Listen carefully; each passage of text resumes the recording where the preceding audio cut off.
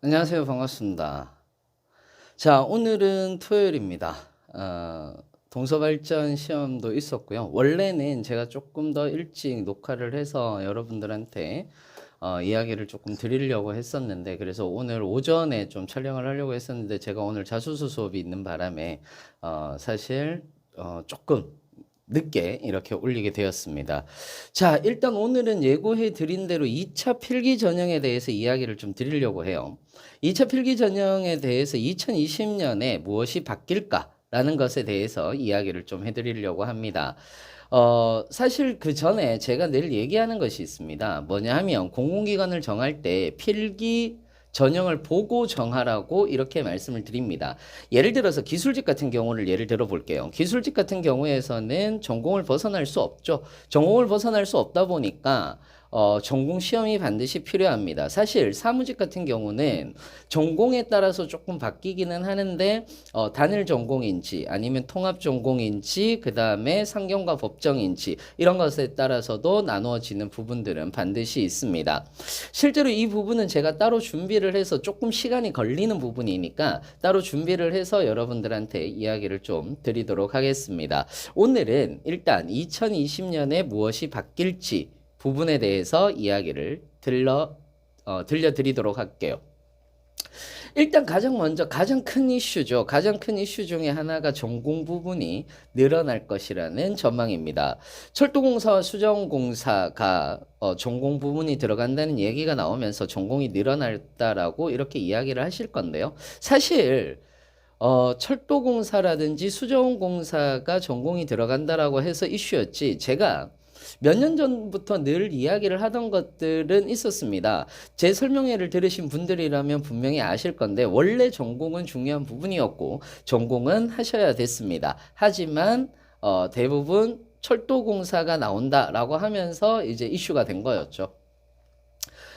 기술직 같은 경우는 필기 과목 문제가 나옵니다. 필기 과목 문제가 거의 반드시 나오죠. 대부분 일반 기사 문제 유형이고요. 도로공사 같은 경우에서는 공무원 문제 유형으로 나오기도 합니다. 사무직 같은 경우는 통합 전공이죠. 통합 전공 같은 경우는 경영, 경제, 법, 행정, 그리고 국민연금 같은 경우는 사회보장론, 뭐 이런 식으로 나오기도 하고요. 그 다음에 상경과 법정으로 나눠지기도 하고 단일 전공으로 나눠지기도 합니다. 사실 직업기초 능력만 보는 곳들도 있습니다만은 2020년에는 공공기관들이 조금 더 전공 부문에 대해서 전공 부문들을 조금 더 확대한다는 이런 전망들을 조심스럽게 예측해 볼 수가 있을 겁니다. 그래서 반드시 전공이 들어간다. 그렇다면 전공이 들어간다면 어떻게 해야 되겠습니까? 공기업을 먼저 정하고 시작하라. 전공에 따라서 조금 달라질 것이다. 이렇게 이야기를 할 수가 있습니다. 여기에서 공기업을 정하고 시작해야 되는 또 다른 큰 이유는 있죠. 바로 직업기초 능력의 변화입니다. 직업기초 능력의 변화에서 2019년도에 가장 핫했던 것은 두 가지였습니다. 첫 번째는 모듈형, 그리고 또 하나는 이제 직무적합도형이다라고 얘기를 하는데, 이 직무적합도형이라고 얘기를 하는 것은 제가 그냥 붙인 겁니다, 임의로. 자, 실제로 모듈형이 조금 많이 나왔는데 돌이켜보면 올해 상반기에 건강보험심사평가원이라든지 한정 KPS 이때부터 모듈형이 나오기 시작을 해서 올해 계속해서 모듈형이 나왔습니다. 그럼 모듈형은 무엇일까요? 모듈형은 기본적으로 지식 기반형 문제다라고 이렇게 얘기를 할 수 있습니다. 가장 많이 나오는 영역이 조직 이해, 직업 윤리, 대인관계, 자기개발, 정보 능력, 그리고 기술 능력이죠. 물론 수리나 문제 해결, 자원관리, 의사소통에서도 안 나오지는 않습니다. 하지만 정말 이 부분은 가끔씩 나오고 그 외에 나머지 6과목에서 조금 많이 나오는 문제입니다. 사실 그리 어려운 문제는 아니지만 우리가 좀 많이 간과하고 넘어가는 그런 문제이기도 합니다. 그래서 각별히 신경을 써서 보지 않는다면 틀리는 문제다라고 이렇게 생각을 할 수도 있을 것 같아요. 그래서 처음 준비를 하시는 분들이라면 저는 개인적으로 이 6과목에 대한 이론을 먼저 정리를 하라라고 이렇게 이야기를 드리고 싶습니다. 실제로 모듈형이 많이 나오는 능력의 이론들을 먼저 정리를 하시게 된다면은 실제로는 여러분들이 시험 치기 한 일주일 전에 그것만 준비를 하셔서 가시더라도 충분히 한두 문제 정도는 빨리 풀 수 있지 않을까 이렇게 생각을 합니다. 그 다음에 또 두 번째는 직무와 관련된 지문들이 많이 나왔습니다. 물론 직무와 관련된 지문들도 많이 나왔고 표들도 많이 나왔습니다. 그래서 자료 해석 부분에서도 직무와 관련된 표나 그래프, 그 다음에 의사소통 능력에서도 직무와 관련된 뭐 지문이라든지 이런 것들이 나왔죠. 예를 들어서 정책 용어라든지 회사와 관련된 용어들이 비문학처럼 등장했고 법률에 대한 부분도 일치불일치 문제로 나왔습니다.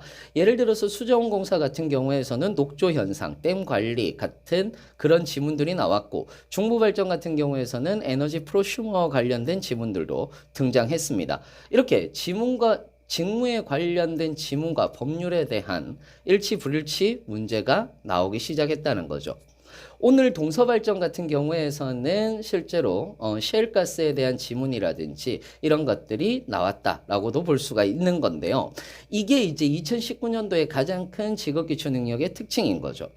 즉 직업기초 능력은 이제 그냥 단순히 필센 유형, 무슨 유형이라고 얘기를 하기보다는 조금 특수한 형태가 드러나고 있다라고 이렇게 생각을 해도 과언은 아닐 겁니다. 사실은 제 개인적인 생각으로는 이렇게 가는 것이 맞다라고도 저는 제 개인적으로는 생각합니다. 여러분들은 공부하는 부분이 조금 더 어려워지실 수 있겠는데 이게 공부하는 부분이 어렵다라고 하지만은 못할 건 아니거든요. 못할 건 아니고 그 다음에 충분히 여러분들이 잘 할 수 있는 영역이기도 해요. 회사와 관련된 것들을 어떻게 보는지 모르셔서 그러는 거지. 보는 방법만 아시게 된다면 충분히 잘 할 수 있는 거고 직무와 관련된 부분들을 가장 이제 많이 빨리 문제로 접할 수 있는 부분들이 이 문제라고 이렇게 이야기를 할 것 같습니다. 그러면 정리해보자면 이런 겁니다. 2020년에는 직무와 관련된 지문이나 표 이런 것들이 나오고 그 다음에 모듈형 문제도 앞으로 나올 수 있겠다라고 보시면 될 것 같습니다. 그 외에도 인국공 같은 경우는 논술을 도입하기로 했죠. 그리고 인문 분야를 강조하는 공공기관 같은 경우는 아마도 논술의 범위도 늘어날 수 있을 것 같습니다. 자, 정리해 봅시다. 정리하자면 2020년의 필기는 전공 분야 확대, 그리고 직업기초 능력에서는 직무 분야에 대한 지문은 확대될 것이고 직무 관련 이슈, 표 이런 것들도 나올 수 있을 것이다. 그리고 지식기반형, 모듈형 문제가 출제될 것으로 이렇게 예상을 할 수 있을 겁니다.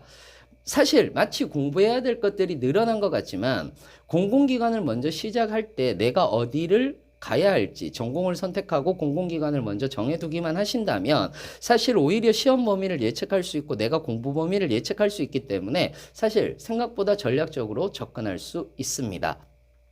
어떻게 봤을 때는 선택과 집중의 시간이 왔다라고도 이렇게 이야기할 수 있는 거죠. 그래서 여러분들한테는 2020년에 가장 중요한 것은 선택과 집중이라는 이 단어가 아닐까라고 생각을 해봅니다. 자, 2020년에 어떻게 바뀔지, 직업기초 능력이 어떻게 바뀔지에 대해서 이야기를 해봤는데요. 다음에는 2020년도에 각 과목별 전략 접근 방법을 가지고 좀 얘기를 해드리도록 하겠습니다. 저는 의사소통을 맡고 있고 자원관리를 맡고 있으니까 의사소통에 대한 얘기들을 조금 더 해드리려고 하고요. 그리고 우리 같이 하고 있는 선생님들, 수리 선생님이라든지 그 다음에 다른 영역들을 가르치는 우리 김태형 선생님이라든지 이런 선생님들을 모시고 이야기를 또 듣는 형태로 해보도록 하겠습니다. 자, 그러면은 다음번에도 여러분들한테 조금 더 빠른 업데이트 할 수 있도록 노력할 거고요. 여러분들 모두 화이팅입니다. 감사합니다.